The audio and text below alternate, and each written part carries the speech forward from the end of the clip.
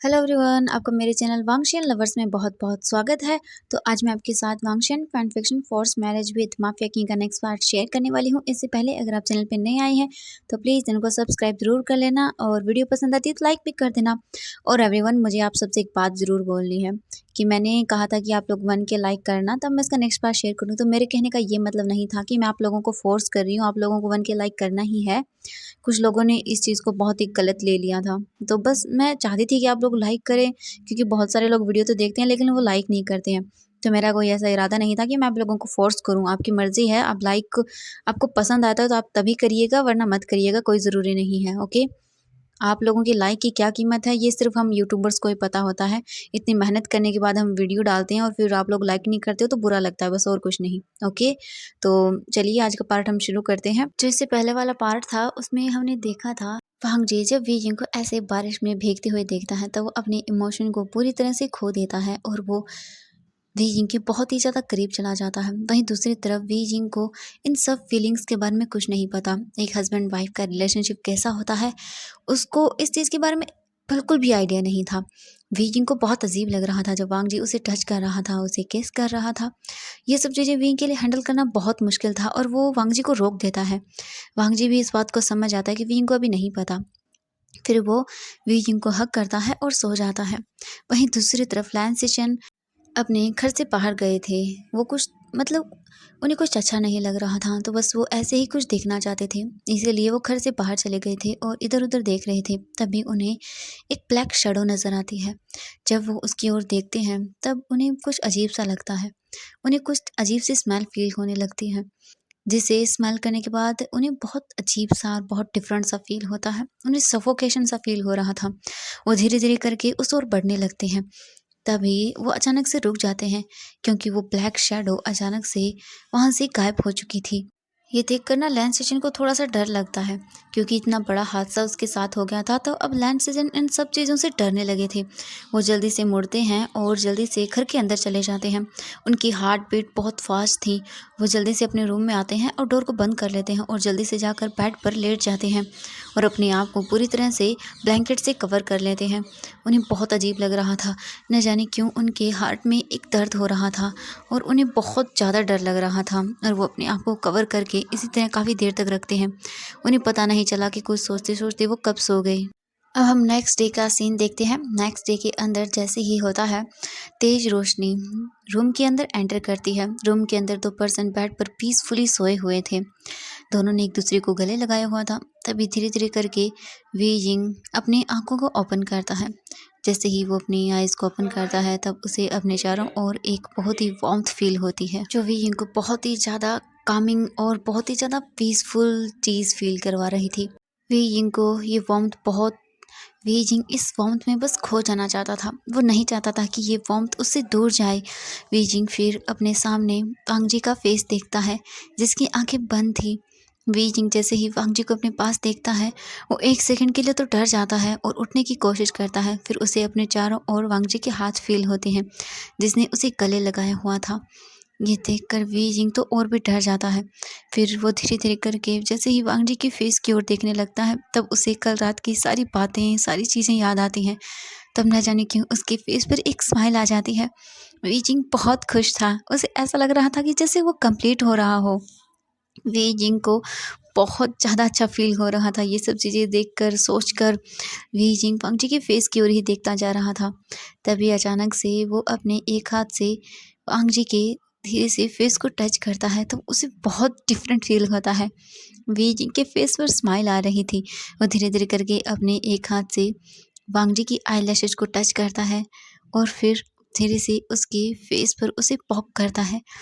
We जिंग अपने face पर एक बड़ी सी स्माइल लेकर आता है, क्योंकि उसे वांग जी के चीक्स बहुत सॉफ्ट फील हो रहे थे। वी जिंग अपने फिंगर से बार-बार वांग जी को टच कर रहा था।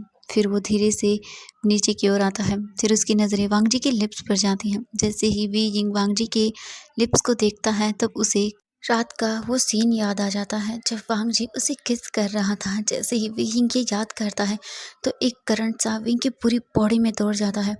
वी जिंग का हार्ट बहुत फास्टली बीट करने लगता है। वी जिंग अजीब सी चीज़ महसूस कर रहा था, जो उसे समझ नहीं आ रही थी क्या थी। वी जिंग वांगजी को देखने में इतना खो चुका था कि उसे कुछ भी याद नहीं रहा। वो धीरे से अपनी एक फिंगर से वांगजी के लिप्स को टच करता है और बहुत ही डरते हुए फिर वो जल्दी से अपने हाथ को दूर कर लेता है। उसे वांगजी की लिप्स बहुत सॉफ्ट फील होती हैं। फिर वो दोबारा से वांगजी के लिप्स को टच करता है। वांगजी थोड़ी सी आवाज़ करता है जिससे वी जिंग डर जाता है और वो दूर कर लेता है अपने हाथ को। लेकिन वांगजी अभी भी कुछ नहीं कर रहा था। फिर वी जिंग दोबारा से अपने फिंगर से जैसे ही वांगजी के लिप्स को टच करने लगता है, वांगजी अपनी माउथ को ओपन कर देता है और वी जिंग की फिंगर को अपने माउथ में ले लेता है। वी जिंग जैसे ही ये फील करता है तो बहुत बुरी तरह से डर जाता है और वांगजी अपनी आइज़ को ओपन कर लेता है। वी जिंग ये देखकर बहुत बुरी तरह से डर जाता है और वो जल्दी से दूर होने लगता है। लेकिन वांगजी जल्दी से विंग को फ्लिप करता है और उसके ऊपर आ जाता है और वी जिंग की ओर देखने लगता है। वी जिंग बहुत बुरी तरह से डर चुका था। वी जिंग बोलता है, मैं मुझे मुझे मुझे मुझे मुझे माफ़ कर दीजिए। मैं वो वांगजी उस विंग की ओर देखता जा रहा था और उसके फेस पर एक स्माइल थी। वांगजी जल्दी से विंग के फोरहेड पर एक किस करता है और बोलता है, वी गुड मॉर्निंग।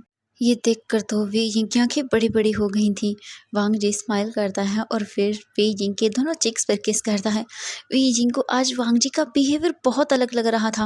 वांगजी फिर विंग से दूर होता है और बोलता है, दी जाओ नहा लो जाकर। वी जिंग समझ नहीं पा रहा था कि एक रात में इतना सब कुछ कैसे बदल गया और वो इस तरह से क्यों बिहेव कर रहा है और वांगजी तो बहुत डिफरेंट बिहेव कर रहा है। वांगजी फिर बैठता है और वी जिंग की ओर देखता है। वी जिंग बहुत ज़्यादा ब्लश कर रहा था। वी जिंग जल्दी से उठता है और वो बाथरूम में भाग जाता है। वांगजी वी जिंग को ऐसे भागते हुए देखता है तब उसके फेस पर एक स्माइल आ जाती है। फिर वो अपने आप को देखता है तब उसे यकीन नहीं हो रहा था कि वो इस तरह की हरकतें कर रहा है। मतलब उसे खुद नहीं समझ आ रहा था पर उसे बहुत अच्छा लग रहा था। इसके बाद वांगजी बेड से उतरता है और वो जाकर डोर ओपन करता है। फिर वो जल्दी से अपने ब्रदर के रूम में जाता है। वो डोर को नॉक करता है तो लैन सिजन डोर ओपन नहीं करते। ये देखकर वांगजी डर जाता है तो वो दोबारा से डोर को नॉक करता है। लैन सिजन अभी भी डोर ओपन नहीं करते। ये देखकर वांगजी डर जाता है। फिर वो जल्दी से कार्ड से बोलकर दोबारा एक्स्ट्रा की मंगवाता है और लैन सिजन के रूम को ओपन करता है। जैसे ही वो रूम को ओपन करता है तब वो देखता है कि बेड पर अभी भी उसके ब्रदर सोए हुए थे और उन्होंने अपने आप को ब्लैंकेट से पूरी तरह से कवर किया हुआ है। लैन सिजन जल्दी से अपने ब्रदर के पास जाता है और उसे चेक करता है तो लैन सिजन की पूरी बॉडी फीवर में थी। उसकी पूरी बॉडी गर्म थी। वांगजी ये देखकर डर जाता है और जल्दी से अपना फ़ोन निकालता है और डॉक्टर को कॉल कर देता है। इसके बाद वांगजी जल्दी से लैन सिजन को अपनी गोद में लेता है और बोलता है, क्या हो गया आपको? आपको फीवर कैसे हो गया? ये मेरी गलती है। मैं आपको चेक करने के लिए क्यों नहीं आया? I am sorry. तभी लैन सिजन धीरे-धीरे करके अपनी आइज़ को ओपन करता है तो वो अपने आप को एक वार्मथ के अंदर फ़ील करता है। ये देखकर लैन सिजन के फेस पर स्माइल आ जाती है क्योंकि वो जानता था कि ये उसका छोटा भाई है। लैन सिजन धीरे से अपने आइज़ को ओपन करता है और वांगजी की ओर देखता है। उसकी पूरी बॉडी जैसे आग में तप रही हो, उसे ऐसा लग रहा था। वांगजी अपने ग्रह को ऐसे देखकर डर जाता है। लैन सिजन बोलते हैं, वांगजी मैं ठीक हूँ। मुझे मुझे कुछ नहीं हुआ। तुम डर क्यों रहे हो? वांगजी लैन सिजन को गले लगा लेता है और बोलता है, ग्रह मैं आपको ऐसे नहीं देख सकता। जब भी मैं आपको ऐसे देखता हूँ मुझे आपको खोने का डर लगता है। लैन सिजन वांगजी की ओर देखते हुए बोलते हैं, वांगजी चिंता मत करो, मैं ठीक हूँ। वांगजी लैन सिजन को अच्छे से बेड पर लिटाता है और उसके बाद उसकी हालत को देखने लगता है। वांगजी सचिन को ऐसे देखकर डर रहा था। सच में सचिन बोलते, वांगजी मैं ठीक हूँ, चिंता मत करो। तभी वहाँ पर एक कार्ड आता है और बोलता है, सर डॉक्टर वैन किंग आई हुई हैं। वांगजी बोलता, ठीक है, उन्हें जल्दी से अंदर भेजो। फिर वो गार्ड वहाँ से चला जाता है। कुछ देर के बाद वहाँ पर वैन किंग आती है। वैन किंग को देखने के बाद वांगजी जल्दी से वहाँ से खड़ा होता है और बोलता है, डॉक्टर प्लीज़ मेरे ब्रदर को चेक कीजिए। वैन किंग बोलती है, आप चिंता मत करिए, मैं इन्हें चेक करती हूँ। इसके बाद वैन किंग सचिन को अच्छे से चेक करती है। चेक कर लेने के बाद फिर वो उन्हें मेडिसिन देती है। मेडिसिन देने के बाद फिर सचिन उन्हें ले लेता है और आराम से आगे इसको बंद कर लेता है और सो जाता है। फिर वैन किंग वांगजी के पास जाती है। वांगजी बोलता है, ग को क्या हुआ है? वैन किंग वांगजी की ओर देखती है और बोलती है, मिस्टर लैन आप चिंता मत करिए, वो ठीक है, बस उन्हें फीवर हो गया है। मैंने मेडिसिन दे दी है, थोड़ी देर में उनका फीवर उतर जाएगा, आप चिंता मत करिए। लेकिन आपको उनका ध्यान रखना होगा, अभी वो अकेले नहीं हैं। अगर वो ऐसे ही बीमार पड़ते रहे तो ये उनकी और उनकी बेबी के लिए बिल्कुल भी सही नहीं होगा। वांग जी वैन किंग की ओर देखता है और बोलता है, आई एम सॉरी, मुझे माफ़ कर दीजिएगा, लेकिन आगे से मैं इनका पूरा ख्याल रखूंगा। वैन किंग वांग जी की ओर देखती है और बोलती है, ठीक है, वैसे आप ये ले लीजिए। वांग जी उस पेपर को पकड़ते हुए बोलता है, ये क्या है डॉक्टर? वैन किंग वांग जी की ओर देखती हैं और बोलती हैं, मिस्टर लैन, इसमें हर एक वो चीज़ लिखी हुई है जिसे रीड करने के बाद आपको पता चल जाएगा कि एक प्रेग्नेंट ओमेगा का ख्याल कैसे रखना है। ये एक पूरा डाइट चार्ट है जो इसे अच्छे से आपको फॉलो करना होगा और इन्हें फॉलो करवाना होगा। वांग जी वैन किंग की ओर देखता है और बोलता है, okay, thank you so much. इसके बाद फिर वैन किंग वहाँ से चली जाती है। वांग जी उस डाइट चार्ट को देखता है, उसमें हर एक छोटी से छोटी चीज़ लिखी हुई थी। वांग जी उसे अपने हाथ में लेकर सचिन के रूम से बाहर आता है और डोर को बंद कर देता है। जब वो हॉल के अंदर आता है तब वो देखता है कि वी जिंग किचन में है और वो काम कर रहा है। ये देखकर वांग जी के फेस पर स्माइल आ जाती है। वांग जी फिर उस चार्ट को लेता है और वहाँ सोफे पर बैठकर रीड करने लगता है। लगभग 15 मिनट के बाद वांग जी उसे पूरा रीड कर लेता है। रीड कर लेने के बाद फिर वांग जी उसे वहीं पर रखता है और जितनी भी चीज़ें उसमें लिखी हुई थी, जो मेन पॉइंट्स थे, वो उन्हें अच्छे से नोट करता है। उसके बाद फिर वो दोबारा से किचन की ओर देखता है। वांग जी ये देखकर स्माइल करता है। इसके बाद फिर वांग जी सोफे से खड़ा होता है और किचन की ओर चलना शुरू कर देता है। वी यिंग किचन में था और वो खाना बना रहा था। वहाँ पर 2 मेड्स भी खड़ी हुई थी। वांग जी वहाँ पर आकर खड़ा हो जाता है। वो मेड जैसे ही वांग जी को देखती हैं तो वो उन्हें वो करने वाली थी, लेकिन वांग जी उन्हें इशारे से चुप कराता है और वहाँ से जाने का इशारा करता है। वो मेड समझ जाती हैं और चुपचाप अपने सिर को नीचे किए हुए वहाँ से चली जाती हैं। उनके जाने के बाद वांग जी फिर विंग के पास आता है। वे यिंग तो पूरी तरह से खाना बनाने में बिजी था। उसका कोई ध्यान नहीं था कि वांग जी यहाँ पर आया हुआ है। वे यिंग तो अपना पूरा फोकस लगाकर खाना बनाने में ही लगा हुआ था। वांग जी जो विंग के पीछे खड़ा हुआ था, उसे विंग की नेक दिख रही थी, जिस पर उसके ही किस बनाए हुए वो साफ साफ दिख रहे थे। वांग जी जब ये देखता है तो वो स्माइल करता है और वी यिंग के और भी क्लोज चला जाता है। वी यिंग तो पूरी तरह से बिजी था। तभी अचानक से वी यिंग को अपनी कमर पर किसी के हाथ फील होते हैं। वी यिंग ये देखकर पूरी तरह से डर जाता है। उसके हाथ में जो स्पून थी वो नीचे गिर जाती है। तभी अचानक उसे किसी के क्लोज होने का एहसास होता है। वांग जी ने उसे उसकी कमर से पकड़कर अपने क्लोज कर लिया था और अपने चिन को वी यिंग की नेक पर रखा हुआ था। वी यिंग की पूरी बॉडी कांप रही थी और उसे अपनी कमर पर किसी के ठंडे हाथ फील हो रहे थे।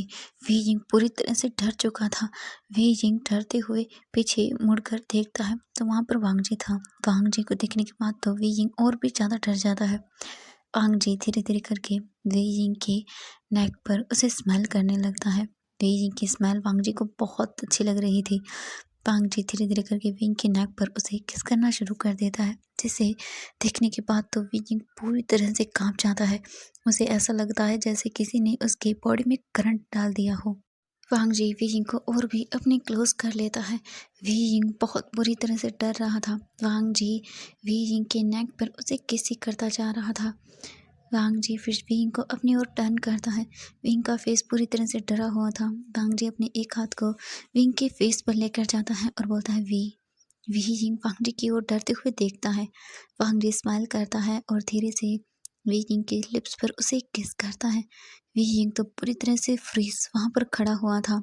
वांग जी इसके बाद विंग की ओर देखता है और बोलता है, वी तुमने क्या बनाया है? वी यिंग तो कुछ नहीं बोल पा रहा था। वो फ्रीज था, उसे समझ नहीं आ रहा था ये क्या हो रहा है उसके साथ और ये वांग जी इतना चेंज कैसे हो रहा है। वांग जी विंग की ओर देखता है और फिर उसे दोबारा से टच करते हुए बोलता है, वी यिंग वापस से अपने सेंस में आता है और वांग जी की ओर देखता है। वांग जी फिर बोलता है, वी मैंने कहा तुमने क्या बनाया है? वी यिंग हकलाते हुए बोलता है, मैंने मैंने वो खाने खा। वांग जी विंग को ऐसे देखकर स्माइल करता है और बोलता है, चलो ठीक है, ओके, कोई बात नहीं, तुमने जो भी बनाया उसे लेकर आओ, मुझे बहुत भूख लगी है। वी यिंग वांग जी को ही देखता जा रहा था। वांग जी फिर स्माइल करता हुआ वहाँ से चला जाता है। वांग जी बाहर आता है तो वो देखता है कि मेड वहीं पर खड़ी हुई थी। वांग जी उनकी ओर देखता है और बोलता है, जाओ जाकर खाने को टेबल पर लगा दो। वो मेड फिर वांग जी को बो करती हैं और फिर वहाँ से चली जाती हैं। वांग जी डाइनिंग टेबल पर आकर बैठ जाता है। तभी वहाँ पर वी यिंग उन 2 सर्वेंट्स के साथ आता है खाना लेकर। वी जिंग खाने को रखता है और वो मुड़ नहीं पाना था। तभी वांग जी विंग का हाथ पकड़ता है और उसे खींच लेता है, जिससे वी जिंग तो पूरा शॉक हो जाता है। वी जिंग सीधा जाकर वांग जी के लैब में बैठ जाता है। ये देखकर तो वो दोनों मेड्स भी शॉक हो गई थी। वो जल्दी से अपने फेस को नीचे कर लेती हैं और चुपचाप खाने को लगाने लगती हैं, लेकिन उन मेड्स के एक्सप्रेशन को देखकर ये देखा जा सकता, उन्होंने कभी नहीं सोचा था कि उनके बॉस इस तरह से अपनी ओमेगा के साथ बिहेव करेंगे। मतलब अजीब लग रहा था उन दोनों मेड्स को। उनके फेस पर स्माइल भी थी, वो डरी हुई भी थी, मतलब बता नहीं सकते उनके एक्सप्रेशन को, बस वो पूरी तरह से शॉक में थी। और वी जिंग तो वांग जी की ओर ही देख रहा था अपनी बड़ी बड़ी आंखों से। वी जिंग उठने का ट्राई करता है तो वांग जी उसकी कमर को पकड़ लेता है और बोलता है, वी कहाँ जा रहे हो तुम? वी जिंग वांग जी की ओर देखने लगता है, वो भी शॉकिंग एक्सप्रेशन के अंदर। वांग जी बोलता है, वी चुपचाप बैठे रहो। वी जिंग थक जाता है और फिर चुपचाप कुछ नहीं करता, वो ऐसे ही बैठा रहता है। वांग जी फिर जल्दी से उन मेड्स की ओर देखता है और बोलता है, खाना लग गया? वो मेड डरती हुई बोलती है, जी जी जी सर, लग गया। वांग जी फिर उनकी ओर देखता है और बोलता है, तो जाओ यहाँ से।